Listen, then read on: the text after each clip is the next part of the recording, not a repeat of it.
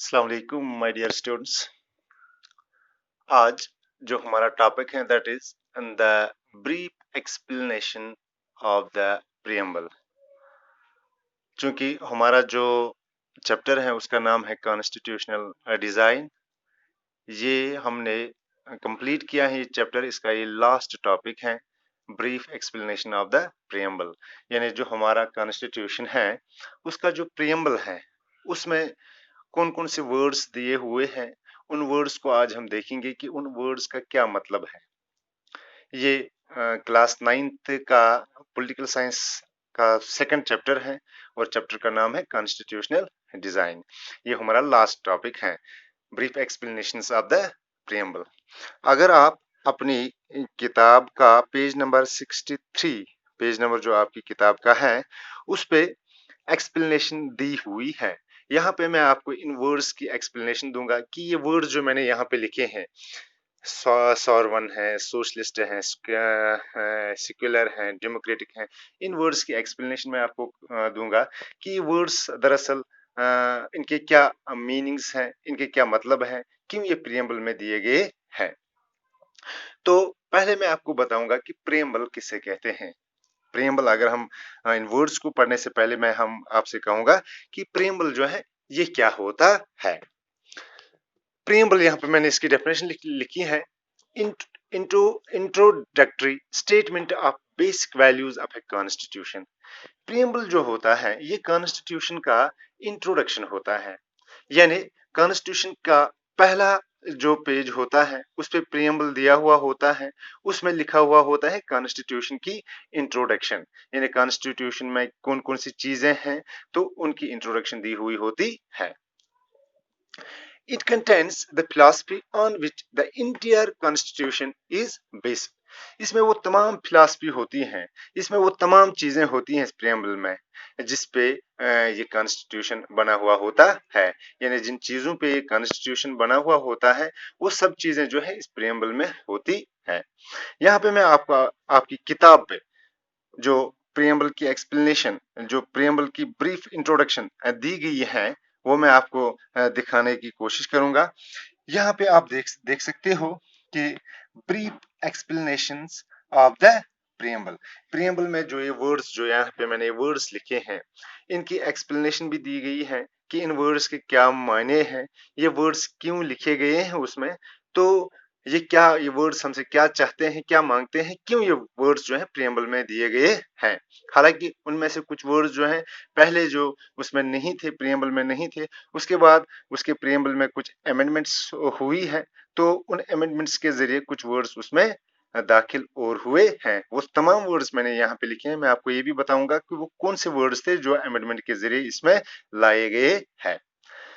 तो प्रीएम्बल आपको समझ में आया होगा। ये इंट्रोडक्टरी यानी क्या कहें हम उसको, इंट्रोडक्शन है। किसकी इंट्रोडक्शन होती है? कॉन्स्टिट्यूशन की इंट्रोडक्शन होती है, इंट्रोडक्टरी स्टेटमेंट उसको कहा जाता है। किसी भी कॉन्स्टिट्यूशन की इंट्रोडक्टरी स्टेटमेंट को हम क्या कहते हैं? प्रीएम्बल कहते हैं। और इसमें वो तमाम फिलॉसफी होती है जिसपे कॉन्स्टिट्यूशन बना हुआ होता है। यहाँ पे मैं वन बाय वन ये वर्ड जो है आपको एक्सप्लेन करूंगा। सबसे पहले we the people of India, यहाँ पर भी आप देख सकते हो we the people of India. उसका मतलब क्या हो गया? उसका मतलब है the constitution has been drawn up and enacted by the people through their representatives and not handed down on them by a king or any outside powers। यानी ये जो कॉन्स्टिट्यूशन है इसको हिंदुस्तान के लोगों ने ड्राफ्ट किया है, यानी कॉन्स्टिट्यूशन जो है ये हिंदुस्तान के लोगों ने ही ड्राफ्ट किया है।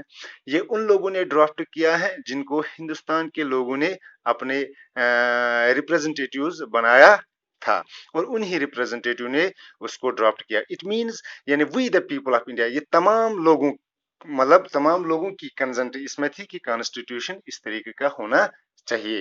ये किसी, इसमें किसी आउटसाइडर का कोई भी रोल नहीं था, यानी किसी आउटसाइडर फॉर एग्जांपल दूसरी कंट्री का कोई रोल इसमें नहीं था। ये कॉन्स्टिट्यूशन जो है ये हिंदुस्तान के लोगों ने ही बनाई, कहीं दूसरी कंट्री से यहाँ नहीं आया। दूसरा सॉरवन है, दूसरा सॉरवन, उसका मतलब क्या हो गया? People have supreme right to make decisions on internal as well as the external matters. No internal power can be dictate to the government of India. यानी सार्वन हो गया खुद मुख्तारी।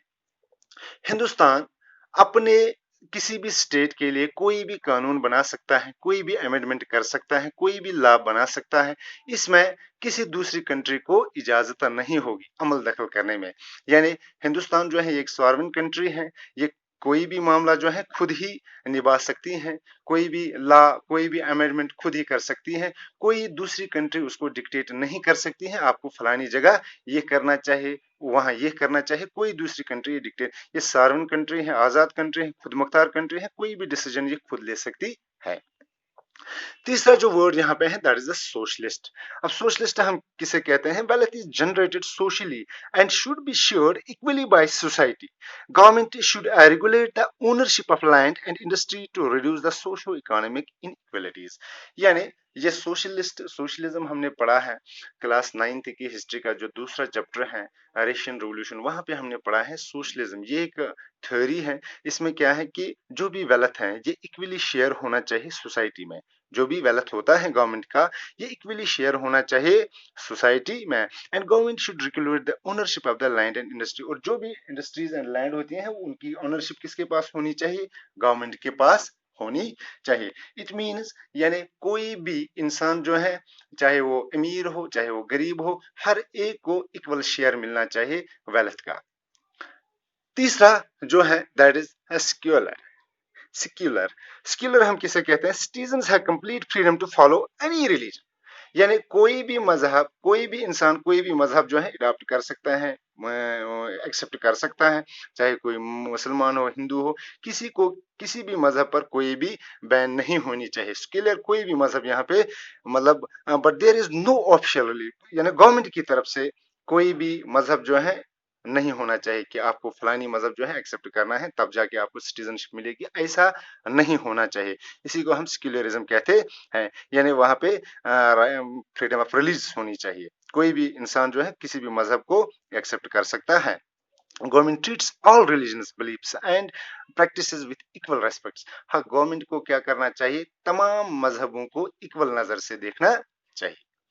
चौथा, डेमोक्रेटिक। डेमोक्रेटिक हमें मालूम है किसे कहते हैं? A form of government where people enjoy equal political rights. ये वो फॉर्म ऑफ गवर्नमेंट होती हैं, उस टाइप की गवर्नमेंट होती हैं जहां पे हर एक इंसान को इक्वल राइट्स होती हैं, खासकर political rights. Elected their rulers, खासकर वो अपने रूलर्स को चुन सकते हैं। एंड होल्ड देम अकाउंटेबल, उनको अकाउंटेबल बना सकते हैं। The government is run according to some basic rules, और गवर्नमेंट के लिए भी कुछ रूल्स होने चाहिए। यानी डेमोक्रेटिक हम सिंपली कह सकते हैं कि तमाम लोगों के पास इक्वल पॉलिटिकल राइट्स होने चाहिए और गवर्नमेंट को भी अकाउंटेबल होनी चाहिए। गवर्नमेंट्स के पास भी कुछ लॉज रूल्स एंड रेगुलेशंस के तहत जो है गवर्नमेंट भी चलनी चाहिए। उसके बाद आता है रिपब्लिक। उसके बाद आता है रिपब्लिक। उस रिपब्लिक का मतलब क्या है? The head of the state is an elected person and not a hereditary position. ये जो हेड ऑफ द पर्सन, जैसे प्राइम मिनिस्टर हमारे पास है, ये इलेक्टेड पर्सन होना चाहिए। ये कोई हेरिडिटरी यानी बादशाह वगैरह नहीं होना चाहिए। ऐसा बादशाह मर जाए उसका बेटा आ जाए, ये ऐसा वरासती नहीं होना चाहिए। ये इलेक्टेड पर्सन होना चाहिए। उसके बाद है justice. Citizens cannot be discriminated on the grounds of the caste, religion and gender। यानी जस्टिस हर एक को मिलना चाहिए। कोई मेल है, कोई फीमेल है, कोई दलित है, कोई और किसी मतलब जात से ताल्लुक रखता हो, हर एक जो है एक को इंसाफ मिलना चाहिए। हर एक को क्या मिलना चाहिए? इंसाफ मिलना चाहिए। उसके बाद है लिबर्टी। लिबर्टी का मतलब हो गया है आजादी। लिबर्टी का मतलब हो गया आजादी। यानी किसी भी इंसान को कोई भी रिस्ट्रिक्शन नहीं होनी चाहिए गवर्नमेंट की तरफ से। किसी भी इंसान को कोई भी रिस्ट्रिक्शन नहीं होनी चाहिए। हर एक इंसान, हर एक सिटीजन जो है आजाद होना चाहिए। उसके बाद हो गया इक्वलिटी। इसमें लिखा है एक वर्ड इक्वलिटी। इक्वलिटी का क्या मतलब होता है? All are equal before the law. तमाम लोग, चाहे कोई रिच हो, पुअर हो, कोई गवर्नमेंट एम्प्लॉय हो, कोई मजदूर हो, तमाम लोग जो है गवर्नमेंट के सामने, लॉ के सामने इक्वल होने चाहिए। इनइक्वलिटी वहां पे नहीं होनी चाहिए। उसके बाद है फर्टर्निटी। उसके बाद है फर्टर्निटी। फर्टर्निटी हम कहते हैं ब्रदरहुड को, किसको कहते हैं, भाईचारे को। All of us should behave as if we are the members of the same family. हमको इस तरीके से बिहेव करना चाहिए एक दूसरे के साथ, चाहे कोई हिंदू हो, मुस्लिम हो, सिख हो, ईसाई हो, एक दूसरे के साथ इस तरीके से बिहेव करना चाहिए जैसे ऐसा लगना चाहिए कि हम एक दूसरे के भाई, हम एक ही फैमिली के मेंबर्स हैं। तो ये कुछ वर्ड्स थे जिनको मैंने एक्सप्लेन किया है कि इन वर्ड्स को किस लिए इस प्रेम्बल में डाला गया है, ताकि इन वर्ड्स को पढ़कर ही ये पता चलना चाहिए कि हमारे लिए कौन कौन सी चीजें इस कॉन्स्टिट्यूशन में रखी गई हैं। क्योंकि कंट्री कैसी होनी चाहिए, कॉन्स्टिट्यूशन जो है ये कहाँ से आया, वेल्थ जो है किन में डिस्ट्रीब्यूट होना चाहिए, रिलीजियस है इसमें कोई बैन नहीं होनी चाहिए, कंट्री जो है वो डेमोक्रेटिक होनी चाहिए, हेड ऑफ द जो कंट्री होता है वो इलेक्टेड पर्सन होना चाहिए, जस्टिस यानी इंसाफ जो है सबके लिए बराबर होना चाहिए, लिबर्टी आज़ादी हर एक को मिलनी चाहिए, इक्वलिटी तमाम लोग जो है बराबर होने चाहिए, and there should be brotherhood. और मैंने यहाँ पे लिखे हैं कि कुछ वर्ड्स मैंने आपको पहले भी कहा है, इस वीडियो के पहले में मैंने कहा था कि कुछ वर्ड्स तो जो प्रेम्बल में पहले नहीं थे उनके उसके बाद उनको ऐड किया गया है। The words socialist and secular were added to the preamble by the 42nd amendment 1976। 1976 में एक अमेंडमेंट हुई है, चेंज हुई है। तो उस चेंज के जरिए इस प्रेम्बल में दो और अल्फाज जो हैं ऐड किए गए हैं, that is the socialist and the secular, ये इसमें ऐड किए गए हैं। तो ये आपको याद होना चाहिए, हो सकता है ये ऑब्जेक्टिव भी आ सकता है कि 42nd अमेंडमेंट के जरिए कौन कौन से वर्ड जो है हमारे प्रेम्बल में ऐड किए गए हैं, वो आपको मालूम होना चाहिए कि सोशलिस्ट एंड सेक्युलर, और कब ये अमेंडमेंट किए गए हैं, 1976 में।